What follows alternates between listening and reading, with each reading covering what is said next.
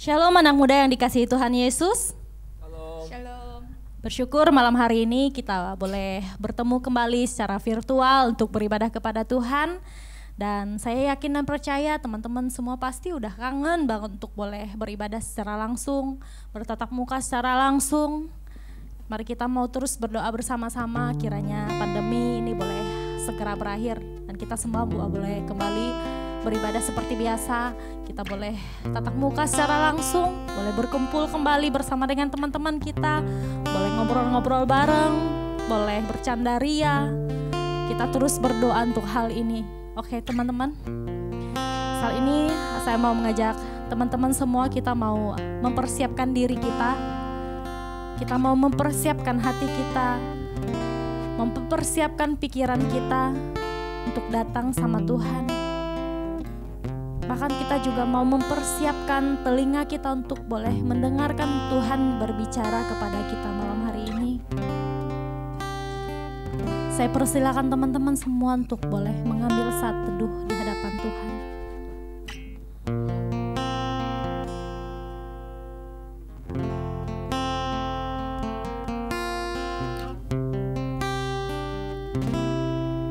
Kami bersyukur Tuhan, malam hari ini kami ada sebagaimana kami adanya Tuhan. Kami diberikan kesehatan, kami diberkati, hidup kami dipelihara.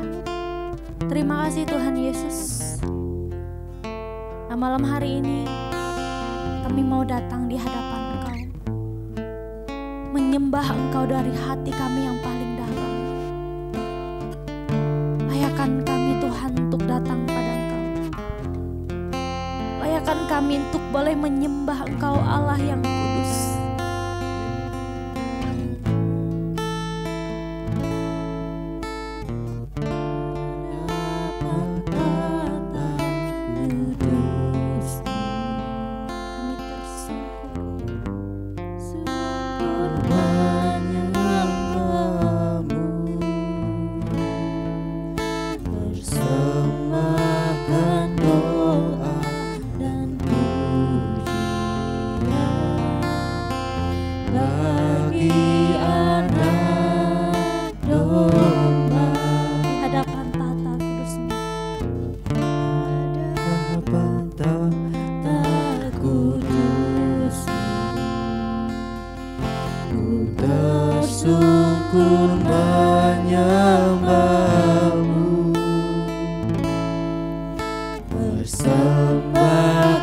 Tuhan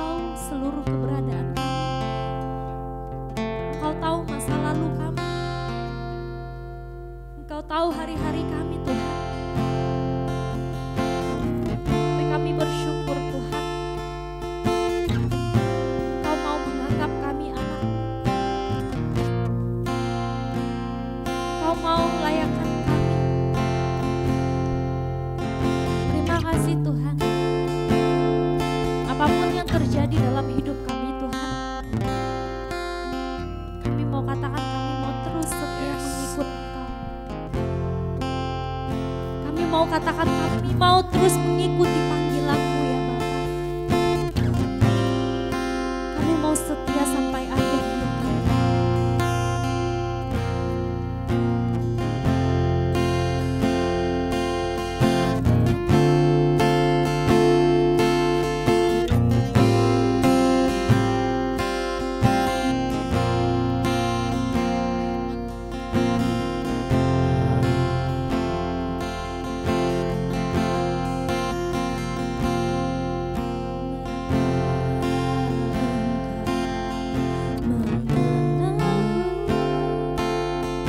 Lebih dari siapapun, Engkau tahu ceritaku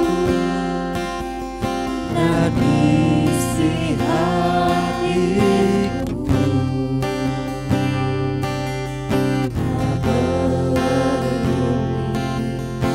masa lalu, tetap memilihku,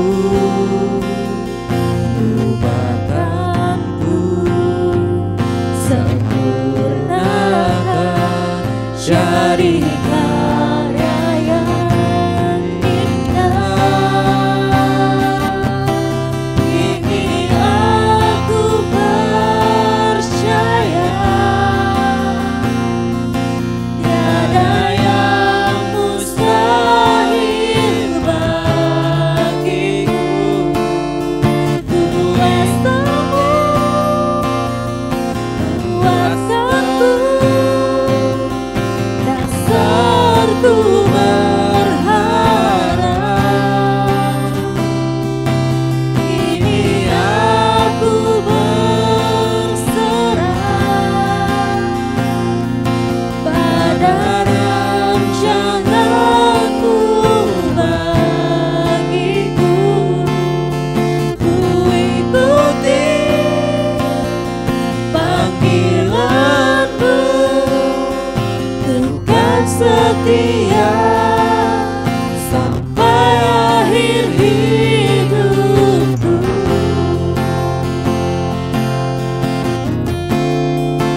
Mari kita mau naikkan pujian ini. Dari awal kita mau katakan sungguh-sungguh di hadapan Tuhan. Benar Tuhan, Kau Bapa yang mengenal setiap kamu Tuhan. Lebih dari siapapun,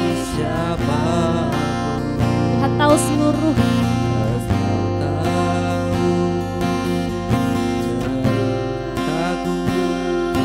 Kau tahu isi hati kami. Apapun masa lalu Tuhan, Kau peduli. Kau tetap memilih setiap kami. Kau tetap memilihku, ubahkanku, sempurnakan jadi karya yang indah. Kini aku percaya,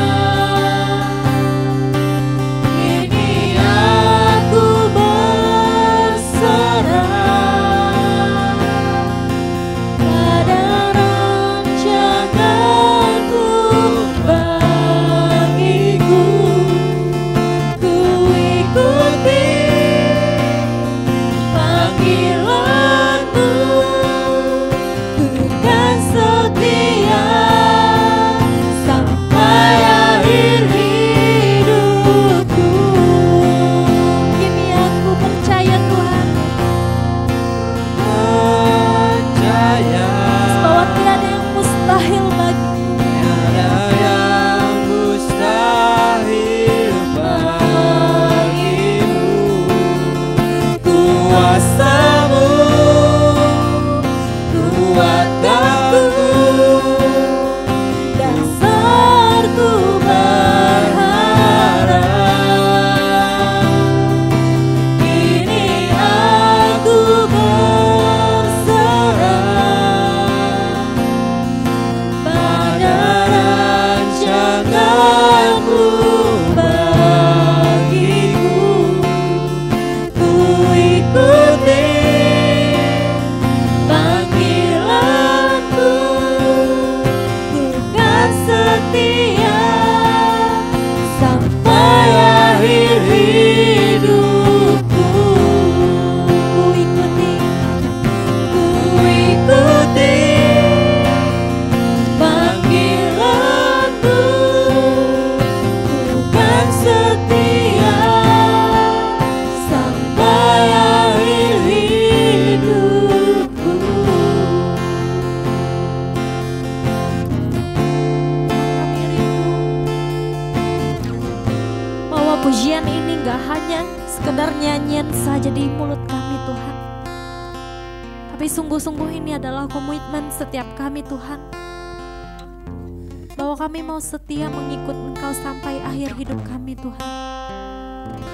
Apapun tantangannya, apapun kesulitannya Tuhan, kami mau tetap berjalan bersama dengan Engkau. Tuhan yang mampukan kami, Tuhan yang kuatkan kami Tuhan.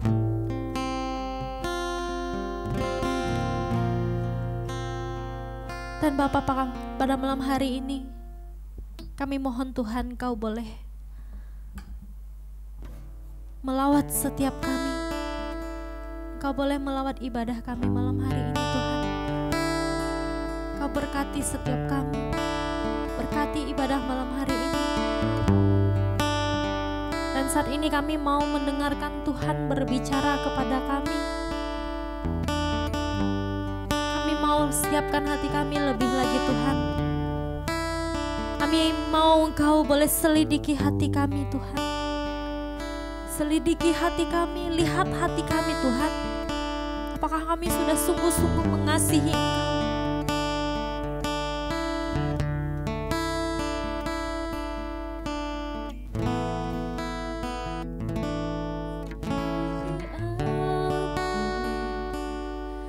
Lihat hatiku, apakah ku sungguh mengasihi-Mu, Yesus, Kau yang Maha Tahu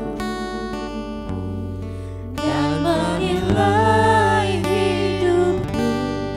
Tak ada yang tersembunyi bagimu. Selidiki aku, lihat hatiku,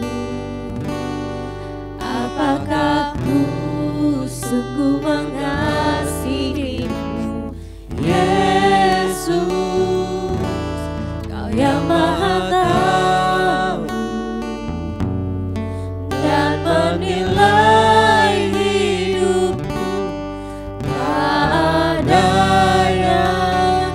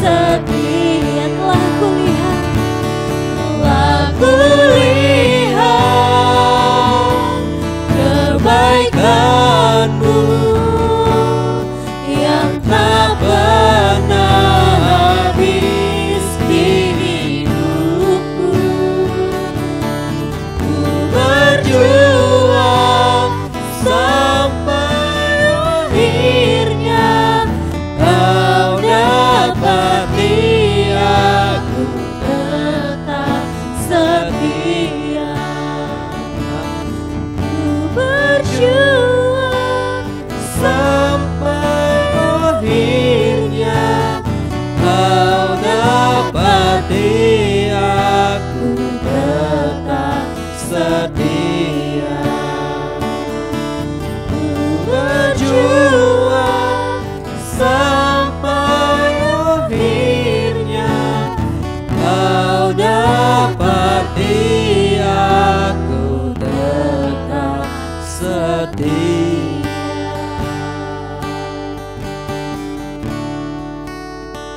Pada hambanya Pendeta Daniel Cahya, saya persilakan. Shalom jemaat pemuda yang terkasih di dalam Tuhan Yesus. Puji Tuhan kita boleh ketemu lagi pada bulan November ini. Mari kita siapkan hati kita untuk mendengarkan firman Tuhan. Mari kita berdoa. Tuhan, terima kasih buat kesempatan pada malam hari ini. Kami boleh kembali merenungkan firman-Mu. Mari Tuhan urapi hamba-Mu, pakai dia untuk menjadi saluran berkat-Mu bagi kami semua. Dan seluruh jemaat pemuda dimanapun mereka berada, dengan sarana prasarana yang ada, biarlah mereka boleh menikmati nikmatnya firman-Mu ini ya Tuhan. Terima kasih Tuhan, kami rindu diberkati lewat firman Tuhan, dan kami rindu juga untuk boleh menjadi pelaku firman-Mu, karena firman-Mu yang berkata, berbahagialah mereka yang melakukan firman Tuhan. Terima kasih Tuhan, berbicaralah sebab kami siap untuk mendengar. Di dalam nama Tuhan Yesus, Juru Selamat kami yang hidup, kami berdoa, kami mengucap syukur. Haleluya, amin. Baik. Kita akan membuka Alkitab kita di dalam Injil Matius pasal yang ke-23 ayat yang ke-23. Saya sengaja untuk buka Alkitab di dalam kitab Perjanjian Baru meskipun berbicara tentang persepuluhan. Persepuluhan seringkali itu ada dikatakan hanya di Perjanjian Lama saja. Tuhan Yesus tidak bicara tentang persepuluhan. Dan saya ingin buktikan kepada saudara sekalian bahwa Matius Injil pertama untuk bicara tentang persepuluhan ya. Matius 23 ayat yang ke-23 dikatakan di sana, celakalah kamu hai ahli-ahli Taurat dan orang-orang Farisi, hai kamu orang-orang munafik, sebab persepuluhan dari selasih, adas manis dan jintan kamu bayar, tetapi yang terpenting dalam hukum Taurat kamu abaikan, yaitu keadilan dan belas kasihan dan kesetiaan. Yang satu harus dilakukan dan yang lain jangan diabaikan. Maksud dari firman Tuhan ini jelas bahwa Tuhan Yesus masih berbicara tentang persepuluhan.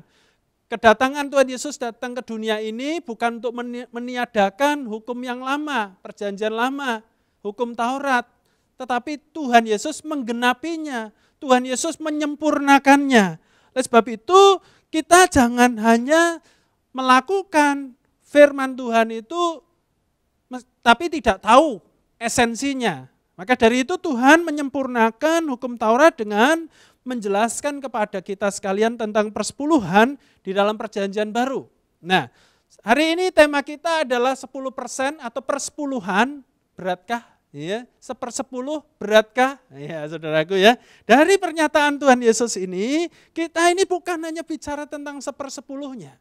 Tetapi Tuhan bicara kepada kita bagaimana kita yang terpenting dalam hukum Taurat seringkali kita abaikan. Nah, apa yang sering diabaikan yaitu keadilan, belas kasihan dan kesetiaan. Nah, Tuhan Yesus mau kita itu balance. Jangan sampai kita melakukan sesuatu dengan dasar keterpaksaan gitu, dengan berat hati, bukan dengan keikhlasan, bukan dengan kerelaan hati. Maka dari itu kalau pertanyaan 10% atau persepuluhan berat enggak? Nanti kita akan jawab. Seorang pemuda, dia datang ke pendetanya. Pak Pendeta, saya mau diskusi nih. Apa masalahnya? Ini Pak Pendeta, saya ini sekarang ini dapat gaji besar sekali. Gajinya, boleh bilang udah ratusan juta nih Pak. Tapi ketika saya mau memberikan persepuluhan tiap bulan dari gaji saya itu, saya merasa berat banget. Berat. Karena kalau ratusan juta gaji saya, berarti saya harus memberikan perpuluhan itu puluhan juta buat Tuhan. Dan itu terasa berat sekali. Lalu gimana Pak Pendeta solusinya? Kalau begitu mah gampang. Ya kan? Untuk supaya kamu enggak keberatan, saya nanti doakan kamu supaya gaji kamu itu dikecilin. Tinggal puluhan juta aja supaya kamu perpuluhannya enggak sampai puluhan juta.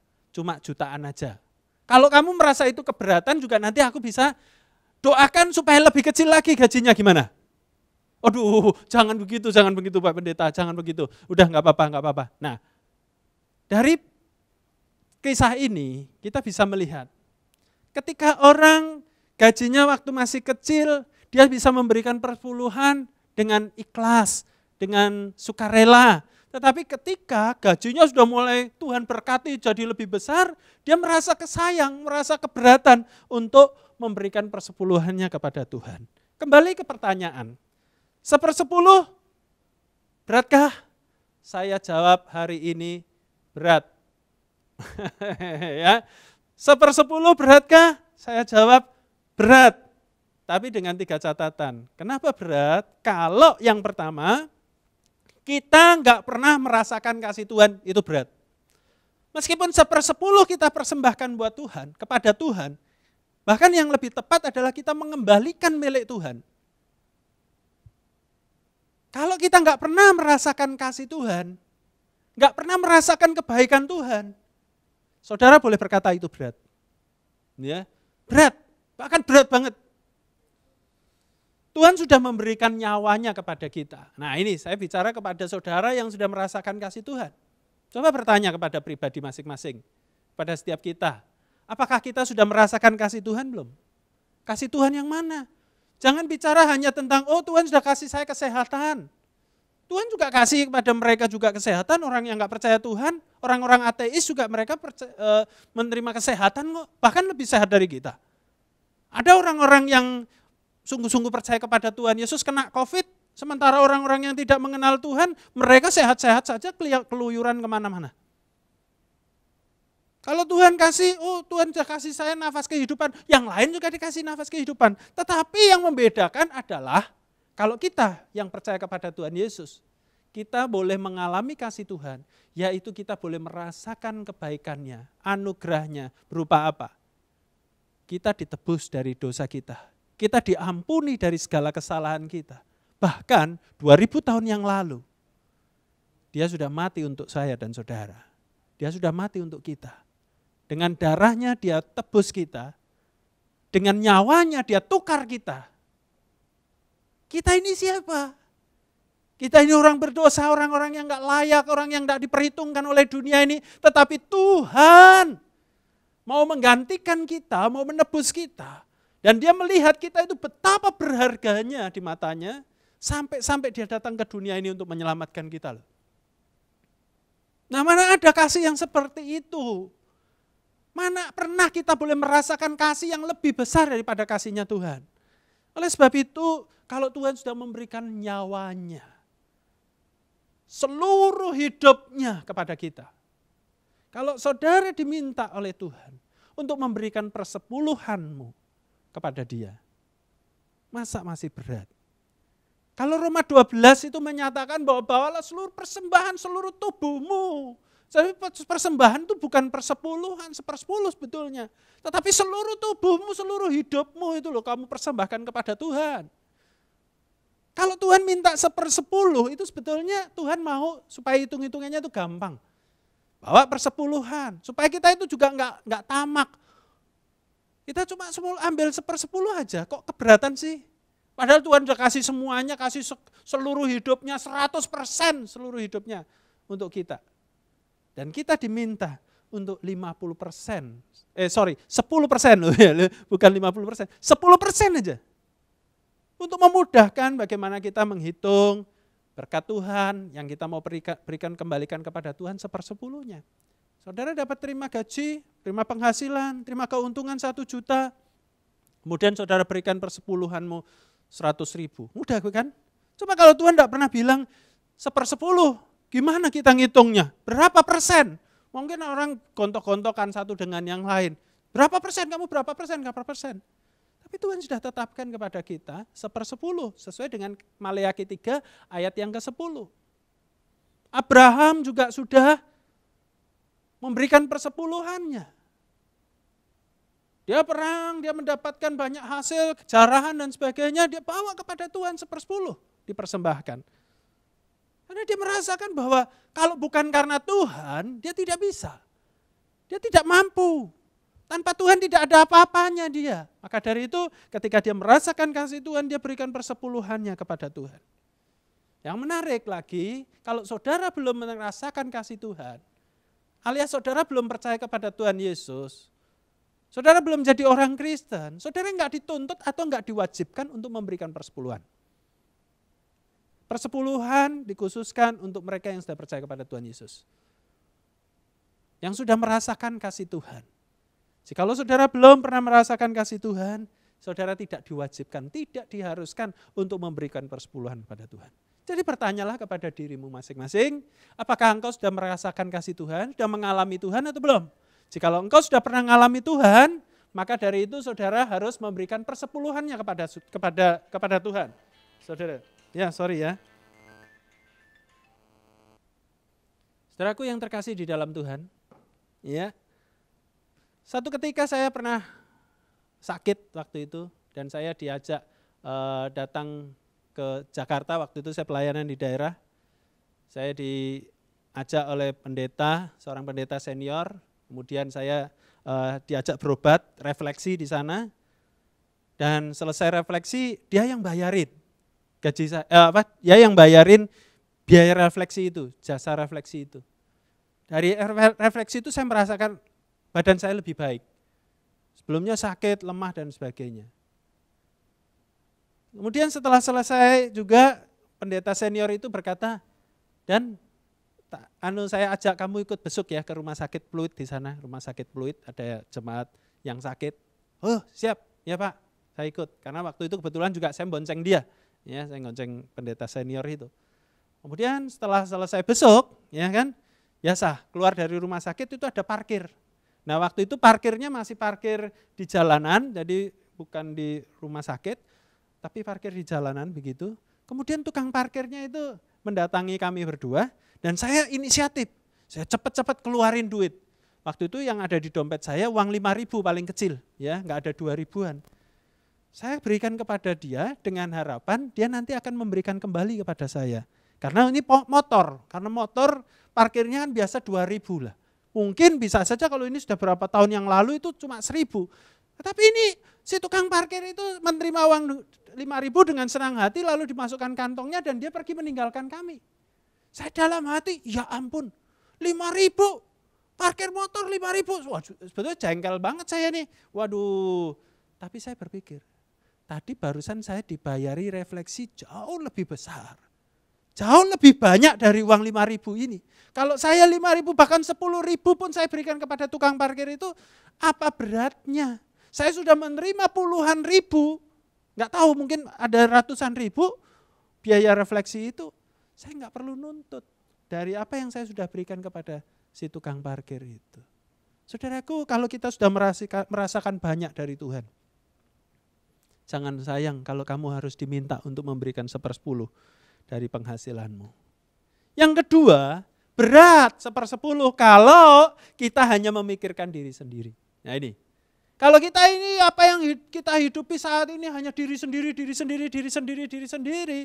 berat memberikan 1/10. Buat orang-orang yang sangat pelit, orang-orang pelit itu biasanya hanya memikirkan dirinya sendiri.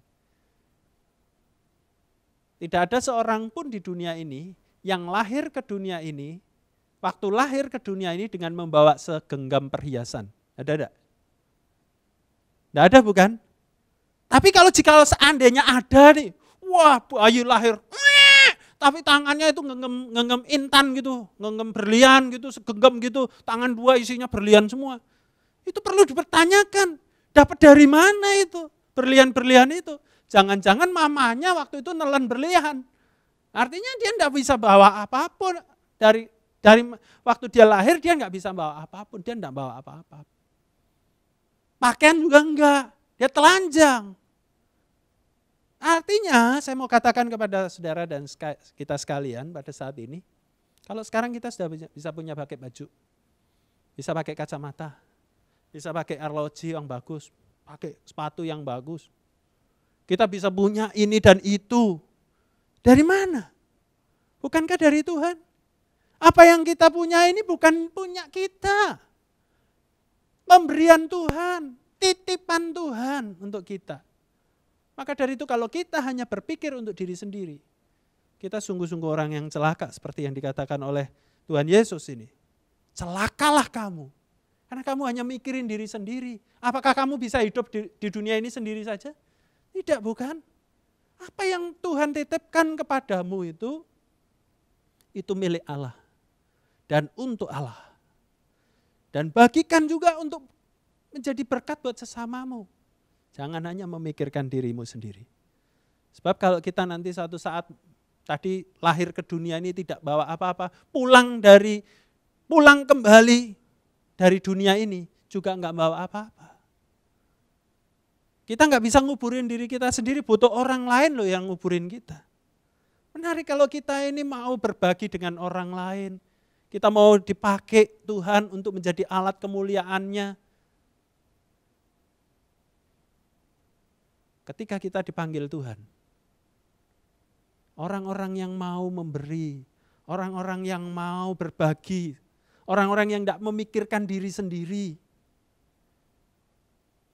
yang layak ke rumah duka itu lebih banyak. Bayangkan kalau orang yang pelit hanya memikirkan dirinya sendiri. Saudara, kadang-kadang orang gak mau datang ke rumah duka. Kasihan sekali, saudara. Maka dari itu, saudaraku, jangan mikirlah diri sendiri. Pikirkan untuk Tuhan. Pikirkan untuk sesama kita. Saudara, kalau di Maleakhi pasal 3 ayat yang ke-10 dikatakan, bawalah persembahan persepuluhanmu ke rumah Tuhan, ke perbendaharaan Tuhan, supaya ada makanan di rumahku. Tuhan bilang gitu loh, supaya ada makanan. Artinya apa? Kalau kita memberikan persepuluhan, ya, kalau ke gereja, melalui gereja kita kan tidak bisa memberikan persepuluhan ini kepada Tuhan. Transfernya kemana? Lewat apa? ATM-nya mana? Nomor rekeningnya Tuhan berapa?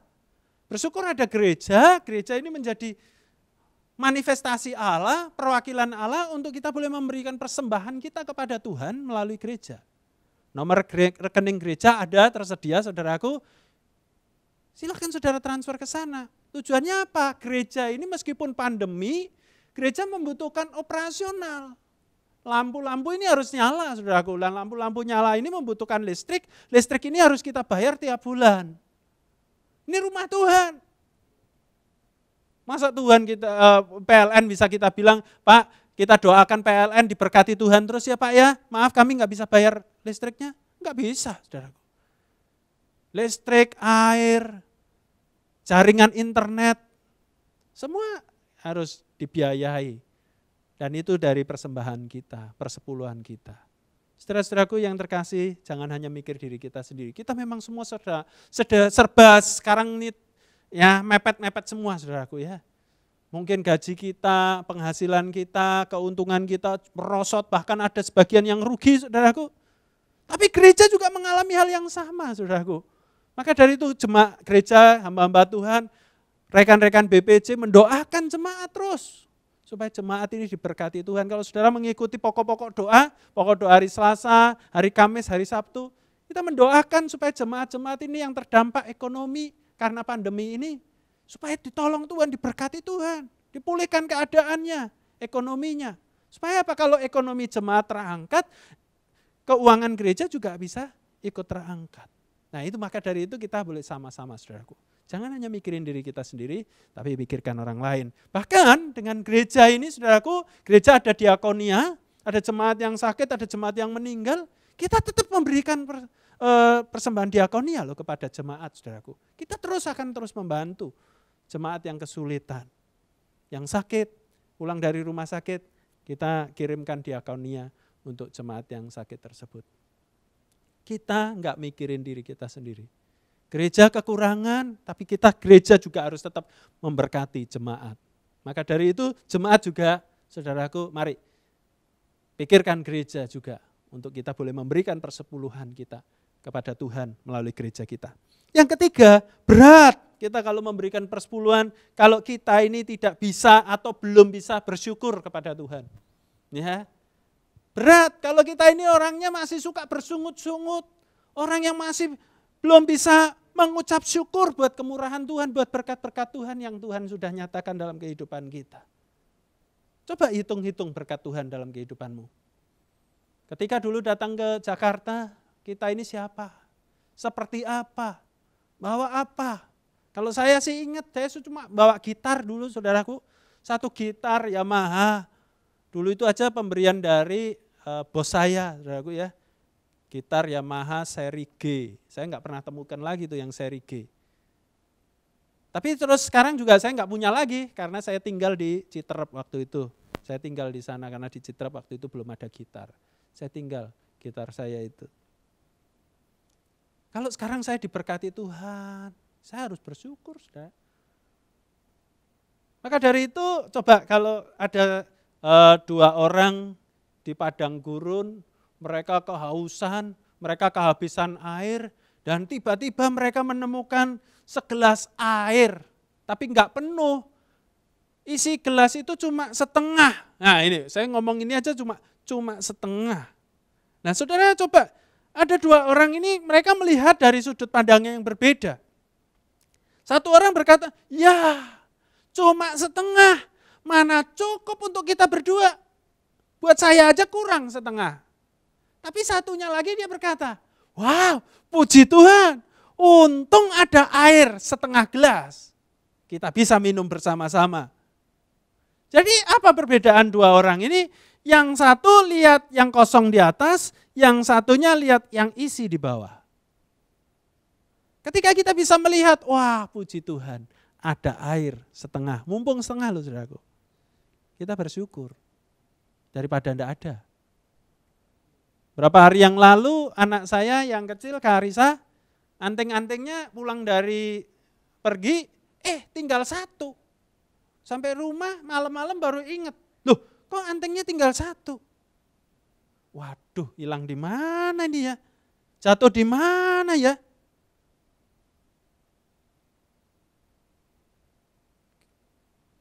Sempat pikiran saya, waduh sayang banget nih. Saya baru berapa hari ini kemarin tanya, kira-kira berapa sih anting itu, dua anting kanan dan kiri itu yang dipakai Karisa? Dengan harga sekarang kira-kira itu 800.000. Wah, saya kaget sama istri saya bilang 800.000. Jadi kemana-mana Karisa itu bawa 800.000 di telinganya. Nah ini sekarang tinggal satu. Wah, tapi saya sabar, saya tenang. Coba, saya duduk di meja makan waktu itu, seolah-olah saya diingatkan. Coba, kamu bisa bersyukur enggak? Jangan berpikir untuk bisa menemukan anting itu, tapi coba berpikir untuk bisa bersyukur dari kejadian ini. Saya coba bersyukur. Saya bersyukur. Saya berkata, bersyukur. Untung masih setengah, enggak hilang dua-duanya. Saya bersyukur karena ini jatuh, bukan dirampok orang, dicopet orang, atau mungkin ditodong orang, mungkin sampai terluka dan sebagainya. Ini cuma hilang setengah, ya udahlah, enggak apa-apa, masih ada setengah. Saya bersyukur, saya tulus bersyukur, saya bukan terpaksa udah bersyukur, enggak. Saya bersyukur aja, saya bersyukur. Terus kemudian saya ajak istri saya ke gereja. Saya bukan ke gereja, mau ngecek di mobil, ya ngecek di mobil. Tapi saya khusus ajak istri saya. Istri saya waktu sampai gereja, istri saya suruh cari di gereja. Saya sudah bawain senternya ke mobil, ya. Saya suruh dia senterin, lihat di mobil. Yang tadi saya pakai bersama anak-anak. Kemudian saya ngerjakan tugas pekerjaan di gereja. Pekerjaan apa itu, membuat pokok doa ya untuk hari Selasa atau hari Kamis atau hari Sabtu waktu itu. Saya ngerjain itu. Jadi saya enggak mencari, tetapi yang saya suruh istri saya. Ya. Dan puji Tuhan, ternyata antingnya itu jatuh di mobil, di dalam mobil. Masih ketemu dua-duanya, sekarang lengkap. Saya bilang jangan dipakein dulu, ya. Tapi saya di sini belajar bersyukur. Ya, kunci bersyukur. Coba saya enggak merasakan bahwa waduh hilang, waduh rugi, aduh sayang gitu enggak. Dah, bersyukur aja. Masih Tuhan selamatin yang satu. Ya, masih setengah antingnya. Saya belajar bersyukur. Pengalaman pribadi. Tahun 92 saya lulus sekolah, kemudian saya bekerja, gaji saya 50.000 dan saya perpuluhan waktu itu 5.000. Mungkin ini berkali-kali saya sudah pernah ceritakan pada teman-teman mungkin yang ingat.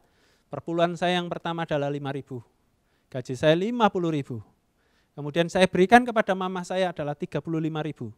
Saya hidup dengan 10.000 satu bulan. Tahun 92. Saudara, tapi saya enggak pernah kekurangan. Saya bahkan makan enak setiap hari 3 kali sehari. Kalau mau lebih juga enggak apa-apa. Karena selalu tersedia makanan di meja makan itu. Makanan yang enak-enak sekali. Dan itu spesial untuk saya. Saya bersyukur sekali.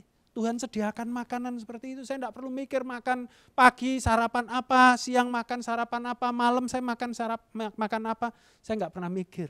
Tuhan sediakan sepanjang hari. Selama seminggu. Meskipun saya enggak bekerja hari Minggu, tetap makanan tersedia. Saya bersyukur kepada Tuhan. Perpuluhan saya 5.000. Dan kalau tahun 95 saya ingat perpuluhan saya 800.000. 800.000. Itu naiknya sudah beberapa kali lipat. Tuhan memberkati saya dari perpuluhan 5.000 sampai 800.000.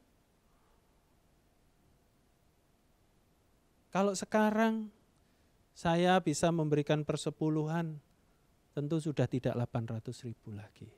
Sudah lebih daripada itu. Oleh sebab itu, saya harus bersyukur kepada Tuhan. Tuhan sudah memberkati saya. Kalau saya berikan 1/10 persembahan saya kepada Tuhan, itu belum apa-apanya jikalau dibandingkan dengan apa yang Tuhan sudah berikan kepada saya. Nyawanya, kehidupannya, darahnya yang mahal itu kepada saya. Dan bahkan Tuhan memelihara saya. Dari saya tidak punya apa-apa sampai saat ini. Ya, tentu saja sekarang saya memang nggak punya gitar lagi, belum punya gitar lagi. Kapan-kapan memang mau kepikir mau beli gitar lagi, ya. Tapi itu nggak urgent lah, ya. Saya bisa apa yang sekarang saya punya, saya bersyukur ini karena Tuhan. Dan saya tetap mau lakukan persepuluhan saya kepada Tuhan, bukan dengan terpaksa, tapi dengan sukarela. Kiranya firman Tuhan ini boleh menjadi berkat buat kita sekalian, dan saya terus mendorong anak-anak muda, ayo tetap bayarlah persepuluhanmu kepada Tuhan dengan sukacita, dengan sukarela, dengan tulus ikhlas. Karena Tuhan sudah memberkati kita dengan berlimpah-limpah kepada setiap kita. Mari kita berdoa. Bapa di dalam surga, kami mengucap syukur untuk kasih-Mu, untuk karya-Mu yang indah dalam kehidupan kami. Tuhan, sampai hari ini kami tidak pernah kekurangan satu apapun. Tuhan tidak pernah meninggalkan pekerjaan tangan-Mu di dalam kehidupan kami. Dan kalau sampai hari ini Tuhan Kau memberkati kami, Tuhan sungguh kami bersyukur. Oleh sebab itu Tuhan, kami tidak mau dengan berat hati memberikan persepuluhan kami kepada Tuhan. Sebab kami percaya Tuhan sudah terlalu baik dalam kehidupan kami Tuhan. Kami merasakan betul kasih dan kebaikan-Mu di dalam kehidupan kami Tuhan. Dan kami juga tidak mau hanya memikirkan diri kami sendiri.